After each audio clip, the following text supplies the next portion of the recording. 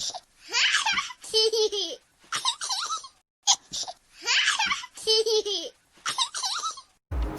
friends, welcome back to my channel Priya's Secret. Today's topic is how to take care of your skin and hair during pregnancy. And today I introduce to you my son Garaiya. Let's start the video. Some women's skin start glowing during their pregnancy period, and some suffer from skin pigmentation and darken neck and arms and etc. All this happen due to pregnancy hormones. Here are 8 simple skin care tips during pregnancy that every mom should keep in mind. First is drink plenty of water, at least 2 liters a day, and sleep for at least 8 to 10 hours. Never compromise on your diet. Avoid chemical products, example soap and face wash and scrub. Everything chemical products avoid. And protect yourself when exposed to sunlight. Avoid stress as much as possible. Regular exercise but light. Try home remedy treatment first. चलिए अब जान लेते हैं कि हमें skin care कैसे करना चाहिए घर पर। हमें ड्यूरिंग प्रेगनेंसी में स्किन केयर करने के लिए सबसे पहले हमें अपने पूरे बॉडी पर नहाने जब भी हम जाते हैं, रोज़ जब हम बाथ लेते हैं उसके 15 मिनट पहले हमें अपने पूरे बॉडी पर ऑयल मसाज करना है। कोकोनट ऑयल आप यूज़ कर सकते हैं या फिर आलमंड ऑयल भी आप यूज़ कर सकते हैं। आलमंड ऑयल पूरे स्किन के लिए बहुत अच्छा होता है और उससे आपके बॉडी को नरिश मिलेगा। और जो ड्यूरिंग प्रेगनेंसी में जो हमें ईचिंग की प्रॉब्लम होती है, उसकी वजह से हमें इरिटेशन होना स्टार्ट हो जाता है, तो हम उसका स्ट्रेस हमारे बच्चे पर भी पड़ने लग जाता है। तो इसलिए हमें अपने ही स्किन की केयर खुद ही करना होगा। तो आपने नहाने के 15 मिनट पहले अपने पूरे बॉडी पर ऑयल मसाज करना है, 15 मिनट उसे रख देना है। उसके बाद आपको नहाने जाना है। नहाने में आपको सोप पीएस की यूज़ करना है क्योंकि उसमें ग्लिसरीन की मात्रा ज़्यादा पाई जाती है। तो आपने नहाने के आने के बाद गुनगुने पानी से आपने नहाना है, चाहे कितनी भी गर्मी हो। पानी भी उनके लिए एक हार्स बन जाता है, रूखा सूखा करने के लिए पानी भी उस समय काफ़ी होता है। तो आपने जैसे ही आप नहाकर बाहर निकलते हो, टॉवल से अपने पूरे बॉडी को अच्छे से वाइप कर लेना है और फिर उसके बाद तुरंत ही आपको मॉइस्चराइज़र लगाना है। पर केमिकल प्रोडक्ट आपको यूज़ नहीं करना है, आपको only herbal moisturiser lotion, body lotion आपको यूज़ करना है। तो ये हो गया आपका स्किन का देखभाल। अगर आपको पिगमेंटेशन की प्रॉब्लम हो रही है तो आपने बाहर का प्रोडक्ट यूज़ तो नहीं करना है।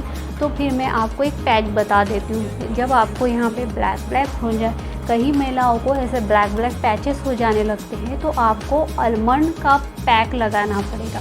आलमंड को रात भर भिगा दिए, उसे मिक्सर में पीस लीजिए और उसका पैक आपके फेस पर लगा लीजिए। तो आपका पिगमेंटेशन काफ़ी हद तक कम हो जाएगा। और धीरे धीरे वैसे भी अब पोस्ट प्रेगनेंसी के बाद आपकी जो स्किन नॉर्मल होने लग जाती है, 1 साल के अंदर या 1 साल तक आपकी स्किन वापस आपके जो से नॉर्मल थी वैसी नॉर्मल होने लग जाती है।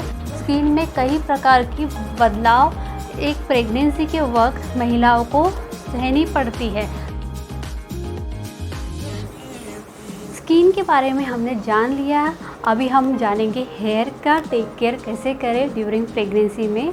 पहले से ही टेक केयर कर लेंगे तो आपको बाद में हेयर की कोई शिकायत नहीं रहेगी।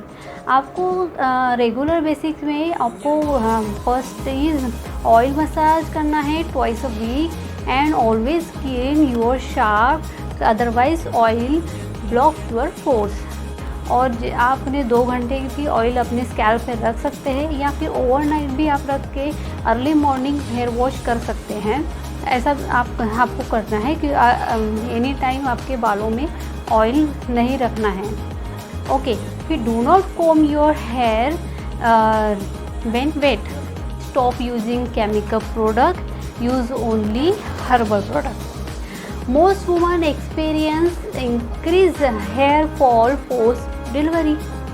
वुमन लोगों को ये पोस्ट प्रेगनेंसी के बाद हेयर फॉल का प्रॉब्लम क्यों होता है? क्योंकि उसके हेयर के जो हमारा एक साइकिल होता है, एनाजन, टेलोजन और कैटाजन होता है। एनाजन में हमारे जो बल्ब होता है वो फास्टर होता है। फास्टर होने की वजह से ब्लड सर्कुलेशन भी इंक्रीज़ हो जाता है। तो इसका जो टाइम होता है वो 2 साल का होता है और इस पीरियड में हमारी ग्रोथ होना स्टार्ट हो जाती है। इसमें हेयर ग्रोथ अच्छी होती है। और कैटाजन में हमारे जो रूट होते हैं वो श्रिंक होने लग जाते हैं, उसके वजह से हमारी हेयर ग्रोथ स्टॉप हो जाती है। और टेलोजन एक रेस्टिंग फेस होता है, उसमें हमारे जो हेयर जो ग्रोथ हुई जो होना बंद हो जाती है, उस समय उस पीरियड में हमारे जो हेयर है वो हेयर फॉल होने लग जाते हैं। वापस से ये रिसाइकलिंग स्टार्ट होने लग जाती है, वापस से एनाजन, कैटाजन, टेलोजन, और ये सब हमारे ड्यूरिंग प्रेगनेंसी में ये सब साइकिलें बंद हो जाती है। उस पीरियड में हमारी हेयर फॉल एक भी नहीं होते हैं। तो जब पोस्ट प्रेगनेंसी होती है तो उसके बाद ये जो उस पीरियड में जब आपके जो हेयर फॉल होने थे वो नहीं होने की वजह से आपके पोस्ट प्रेगनेंसी में वो भी हेयर फॉल पोस्ट प्रेगनेंसी के बाद होने लग जाते हैं। उस पोस्ट प्रेगनेंसी वाले हेयर फॉल और आपके प्रेगनेंसी वाले हेयर फॉल, दोनों के हेयर फॉल एक साथ होने की वजह से आपको ऐसा फील होता है कि हमारे पोस्ट प्रेगनेंसी के बाद हेयर फॉल्स इंक्रीज़ हो चुके हैं, ज़्यादा बढ़ चुके हैं। तो इसमें आपको कोई भी टेंशन लेने की ज़रूरत नहीं है, क्योंकि ये सब एक नेचुरल है, ये होता ही है। डेली 100 हेयर फॉल होते हैं तो उस समय नहीं होते हैं, तो वो एक साथ आपके पोस्ट प्रेगनेंसी के वक्त होने लग जाते हैं। अगर आपको ज़्यादा ही गंजेपन की शिकायत होने लगी है तो आप डॉक्टर के पास जाइए और उनकी सलाह लीजिए।